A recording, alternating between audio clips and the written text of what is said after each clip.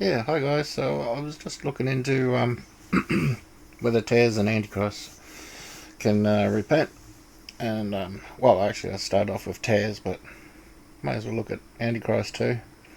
So just to look at stuff, so you got to look at when I typed in tares, right, and the only time tares is in Matthew, which sort of took me back a bit. I kind of thought it'd be in Mark as well, but it's not. I'll show you why that is. All right, so if you look along here, you've got the first seven, or just after the first 7 years. You got Luke at the beginning. So Luke is speaking to the bride, the rapture, the escape at the start there. Then you got Mark, and Mark speaks to the tribulation saints. All right, and your great multitude rapture here. And Matthew is mainly to Judah, or is to Judah, and yeah, Judah's in trumpets in the worst part of the tribulation. So that's what I mean when I'm looking at Matthew. This is the area I'm thinking the time period. So when I'm thinking tares, I'm thinking that area. But obviously they're still here. So I'll just get back to that.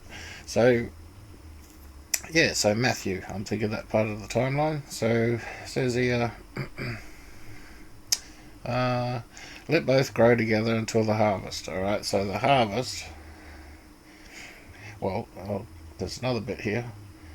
Then Jesus sent the multitude away, right? So that's another word that sort of jumped into my mind. Oh, multitude, all right. And they went into the house, all right. I'm thinking, and Jesus went into the house, all right.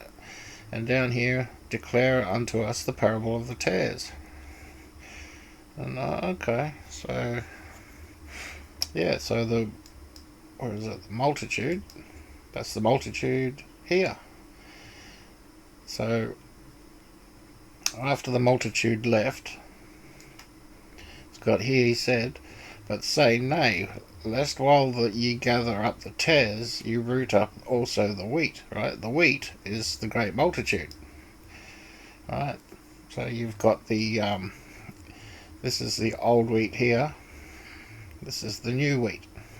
All right, so after the wheat's gone, that's when the tares are still around. Alright, so he said, nay, lest you gather up the tares, you root up also the wheat, which means there's potential. Which means tares can actually change to wheat. Alright, so because why say that at all? So tares can actually change their mind and become wheat, because wheat think a certain way. They don't. Like tares, I'll give you a rundown on tares. Tares have their own understanding of God, right? They still, because they're pretending to be wheat, right? They sound like wheat. They're all preachy and all that. And I've given you pretty much the rundown on the tares. I could probably try and find the folder again.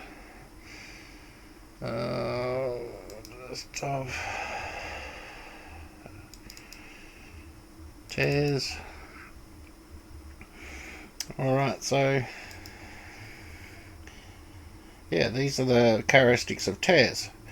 So they pretend, right? They mimic the wheat. You'll know the flavour of them. They're like mean and nasty, habitually take license, genuine. That they possess an air of moral superiority. All right, so they want to get on top of you. They're legalist, so they always put themselves under the law, or you under the law. They it's more you they want to put under the law. They possess an improper emphasis, so they'll be yeah, they're not interested in changing the hearts of people through the love of Christ. There's a fascination with outward change. All right. And God can only give this, right? So that's the thing. Only God can change you, and He's the one who draws you and all that. In their private life, they're deviates. They claim to be sinless, right? They'll never admit mistakes. They're controlling and accusatory, so they'll always speak with the accuser's voice. And yeah, they'll wear labels. I'm such and such, whatever. Alright, so that's tares. So, and they're usually like white supremacists or black Hebrew Israelites or something like that, right? So they got something that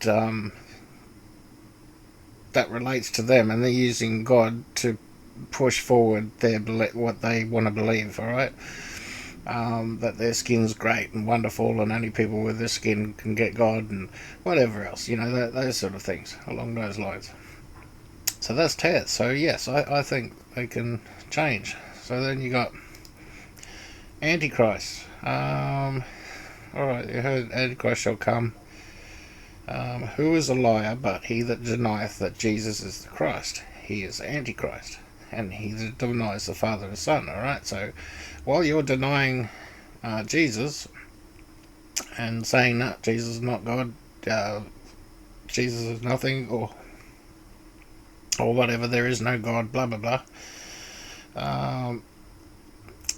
And this is that spirit of antichrist. Alright, so they have a spirit in them, whereof ye have heard that it should come, and even now already is in the world.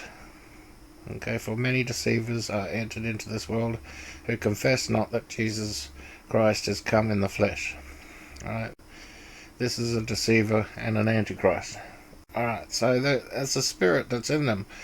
So in seeing things like that, spirits can be removed. So there's even, I'd say even antichrist can change. I don't know how they would want to, if God draws them or whatever it is, but maybe it's potential. But with antichrist, they really don't want God, right? They just really don't want him. They'll fight you every step of the way, and there's really just no point in talking with antichrist at all.